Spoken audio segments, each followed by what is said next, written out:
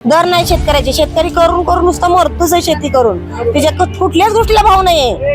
त्या पेढ्याचं भाव ना इथं आमच्यासारख्या लोकांना भाव नाही. आणि आमची कुठलीही क्वालिटी खाऊन बघा. ज्या क्षेत्रात आपले ते एक नंबर क्षेत्र आहे आता सध्या तरी. असेच मंत्री लाभले पाहिजेत आपल्या देशाला. 100% सहन होणार. लहान मुलांच्या शरीराला खेळलं नाही पाहिजे. दूध वगैरे खावा, सगळं म्हणजे स्वच्छ आणि सुंदर ठेवलं पाहिजे. आणि आमची कुठलीही क्वालिटी खाऊन बघा, सगळे एक नंबर आहे. आम्ही स्वतः होममेड आहे, आम्ही स्वतः बनवतो. ह्याच्यामध्ये कुठल्याही प्रकारचे भेसळ तुम्हाला भेटणार नाही अजिबात. आणि आता मुंडे साहेबांनी जो निर्णय घेतला त्या योग्यच घेतलेला आहे.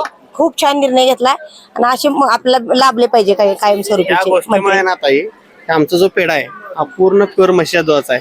त्या पेढ्याचे भाव वाढतील. त्या कलाकांमुळे भेसळयुक्त आमच्याकडे पण आहे कलाकांद, नाही असं नाही. तो पण पूर्ण प्युअर कलाकांद आहे. तो कधी पण येऊ दे, सॅम्पल घेऊ दे, चेक करू दे. हा पेढ्याचा भाव आमचे वाढलेला पाहिजे. प्युअर स्वतः आम्ही स्वतः कडेवर तयार करायला खावा असतो हा मध्ये. हे जे भाव वाढले पाहिजेत.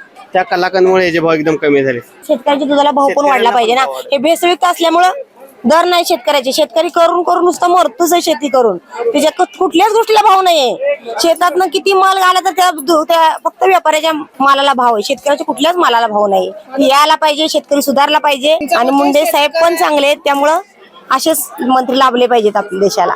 त्या पेढ्याचं भाव ना इथं आमच्यासारख्या लोकांना भाव नाही. तुमच्या मते आता खरी मेहनत करणाऱ्यांना आणि शेतकऱ्यांना चांगले दिवस चांगले यायला पाहिजे आणि यायलाच पाहिजे आणि येणारच. काय वाटतंय जर तुकाराम मुंडे साहेबांसारखे अधिकारी आपल्या महाराष्ट्राला लाभले सगळ्याच क्षेत्रात तर काय काय होईल, काय वाटतंय? सगळ्या क्षेत्रात असे लाभू शकणार, पण ज्या क्षेत्रात आपले ते एक नंबर क्षेत्र आहे आता सध्या तरी.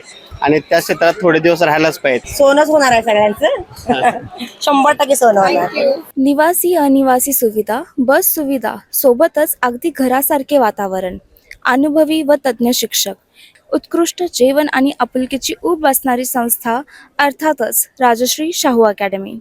पत्ता कोनवडे, तालुका भुदरगड, जिल्हा कोल्हापूर.